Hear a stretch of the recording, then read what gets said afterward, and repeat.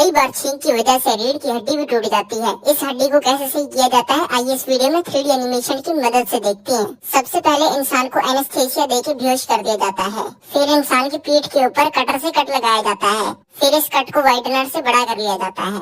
फिर जो हड्डी टूटने की वजह से इधर उधर हो गई थी, उसे पिकर्स की मदद से सीधा कर लिया जाता है। फिर इस हड्डी के ऊपर मैनुअली डॉक्टर्स के द्वारा हाथों से बोन स्टिकिंग मेटल की प्लेट लगाई जाती है। इस मेटल प्लेट के अंदर 25 से ज्यादा होल होते हैं नट लगाने के लिए। फिर इस प्लेट को हड्डी के ऊपर रखने के बाद इस प्लेट के दोनों तरफ पिकर लगा दिए जाते हैं ताकि ये प्लेट हिले ना। फिर सर्जन एक हाईली स्पेशलाइज्ड ड्रिल की मदद से इस प्लेट के होल्स के अंदर एक एक करके छोटे छोटे नट लगाना शुरू कर देते हैं। फिर इस प्लेट के अंदर 25 से ज्यादा नट लगाने के बाद इंसान की पीठ की स्किन को बंद कर दिया जाता है और फिर इस प्रोसीजर के बाद इंसान की हड्डी इस तरीके से पूरी जिंदगी तक सही रहती है।